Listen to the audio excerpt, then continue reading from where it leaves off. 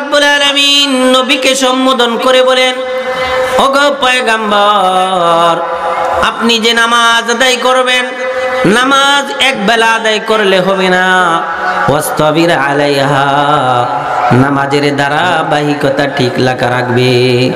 এক নাম্বার হলো নামাজের ধারাবাহিকতা, অর্থাৎ খালি জুমার দিন শুক্রবার দিন নামাজ পড়বো এমনটা নয়। আমরা মাঝে মাঝে খালি মুসল্লি হব, মাঝে মধ্যে যদি নির্বাচন আছে নির্বাচনে মুসল্লি হব, আর কোনো মানুষ মারা গেলে খালি খাট মুসল্লি হব এমন না। নবীজিকে আল্লাহ রাব্বুল আলামিন ডাক দিয়ে বলেন, নবী হে, আপনি নামাজ পড়বেন, পরিবার পরিজনকে নামাজ পড়ার হুকুম দিবেন, কিন্তু ওয়াস্তাবিরা আলাইহা, নামাজের ধারাবাহিকতা আপনাকে ঠিক লাগবে।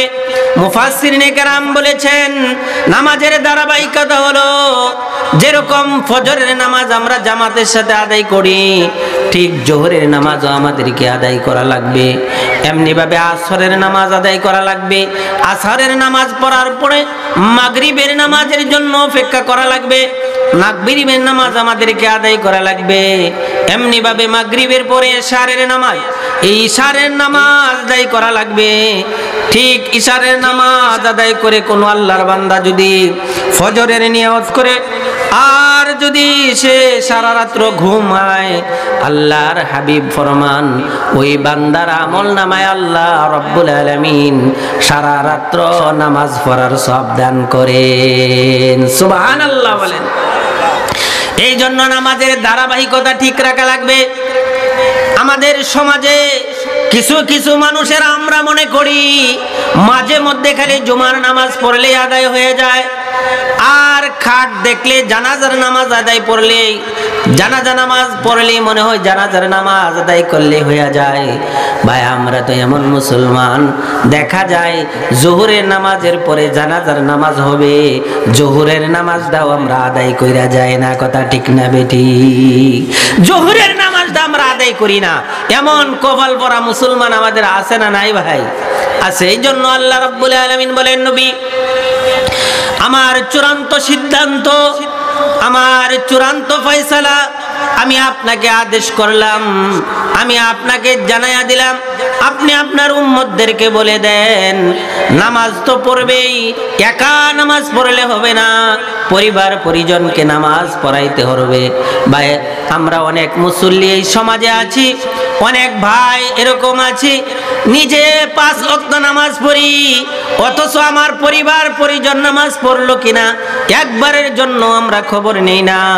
এমন মুসলমান আছে না নাই? জুড়ে বলেন, আছে না নাই? এই জন্য নিজে নামাজ পড়া লাগবে, আহালকে পরিবার পরিজনকে নামাজ পড়ানো লাগবে। শুধু নিজে মুসল্লি হইলে চলবে না, আরো সুন্দরভাবে আপনার ছেলে মেয়ে পরিবার পরিজনে যারা ছিল তাদেরকেও নামাজ পড়ানোর জন্য আপনি আদেশ করেছেন কিনা? হাসরের ময়দানে আল্লাহ রাব্বুল আলামিন আমাদেরকে জিজ্ঞাসিত করবেন, আমাদেরকে প্রশ্ন করবেন, বলবে, ওরে আল্লাহর বান্দারা, গোলাম, তোমার আমল নামায় তো হাজারো হাজারো নামাজ রাকাতের সওয়াব তোমার আমল নামায় আছে, কিন্তু তুমি কোনোদিন তোমার পরিবার পরিজনকে কোনোদিন নামাজের জন্য আদেশ করেছো নি? এমন মুসল্লি বের হবে, এমন মানুষ বের হয়ে যাবে যারা তাদের পরিবারকে নামাজের কথা বলে না, আদেশ করে না, কখনো তাদের উপরে রাগান্বিত হয় না। এই জন্যই আল্লাহ রাব্বুল আলামিন নবীজিকে ডাক দিয়ে বলেন, নবী হে, আপনি একা নামাজ পড়লে হবে না, নামাজে আপনার পরিবার পরিজনকে নামাজ পড়াইতে হবে।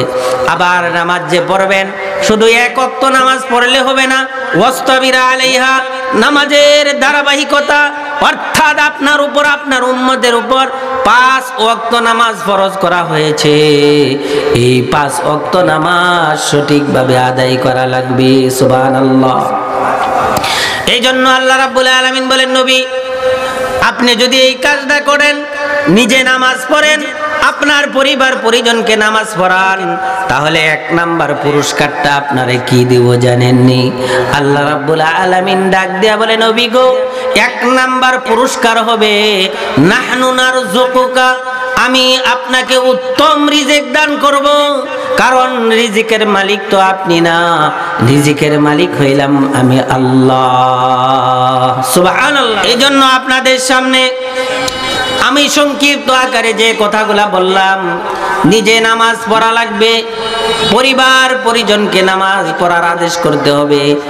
আর যদি আমরা এই দুইটা কাজ করি, আল্লাহ রাব্বুল আলামিন সর্বপ্রথম যে পুরস্কারটা আমাদেরকে দান করবেন, যে রিজিকের জন্য আমরা নামাজ ছেড়ে দেই, যে রিজিকের জন্য নামাজ আমরা পড়তে পারি না, বলি সময় পাই না, আল্লাহ রাব্বুল আলামিন ডাক দিয়ে কয়, নবী সর্বপ্রথম যে রিজিকের জন্য পেরেশানিতে মানুষ পড়ে যায়, ওই রিজিকের ব্যবস্থা আমি আল্লাহ তাআলা তাকে করে দিব। সুবহানাল্লাহ।